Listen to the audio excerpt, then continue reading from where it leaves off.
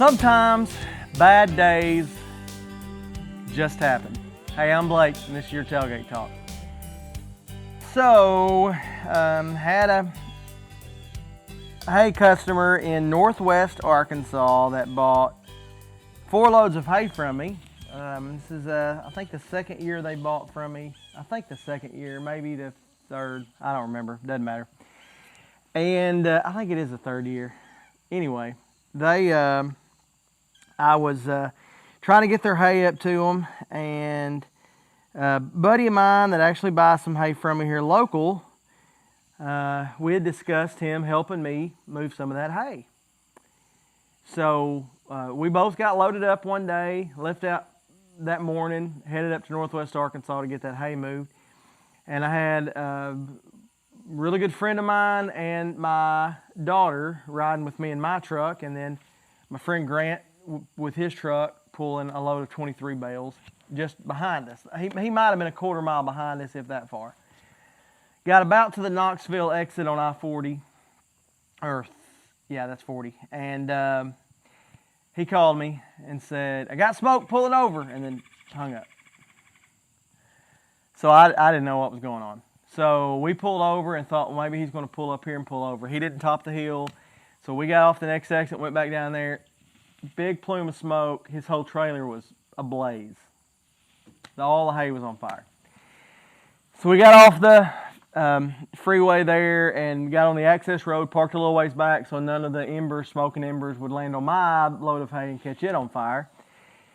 Got off, ran up there, some truck drivers, some incredible truck drivers. I think there was a Walmart driver, and I don't remember the other drivers. I wish I could, but and then some pickup drivers and stuff had stopped to help him. And we were able to get the truck unhooked, pull his pickup truck up, so it wasn't a loss. And could have been a lot worse. Could have been a lot worse. I mean, it could have been a life. I mean, it could have been the truck and the trailer and the hay and Grant. I mean, it could have been bad. It could have been really bad. And then I found out that he had watched the people pull up next to him because they'd been stuck behind him in traffic. Out of their irritation, pull up next to him, linger there for a minute, and then flick a cigarette out their window onto the load of hay, and then speed off. So that was frustrating. And we lost 23 bales of hay, and this customer didn't get their full 2 loads that day. And anyway, in a drought year when hay is kind of hard to come by anyway, and they were already short on what they needed to feed their cows, and blah, blah, blah, blah, blah.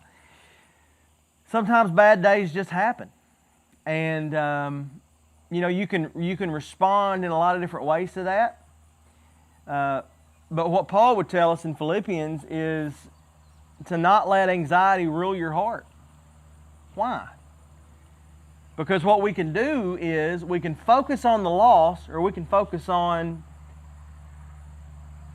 how much worse it could have been and what we didn't lose. Philippians chapter 4 verse 6 says, "Don't be anxious, but with prayer and supplication and thanksgiving in your heart, make your requests known to God." What does that mean? It means that we can't let anxiety rule us and drive us when bad days or even good days happen. We've got to go to God and say, "God, okay, maybe this was a bad day, but I'm thankful that it wasn't as bad as it could have been. I'm thankful that Grant didn't lose his life. I'm thankful that he didn't lose his truck. I'm thankful it could have been a lot worse, God, and I'm thankful for that." And to echo the words of one of the dear Jewish almost victims of the Holocaust, when she said, "When I think about what I'm thankful for as I survived that ordeal, I'm just thankful that I wasn't a Nazi." Now think about that.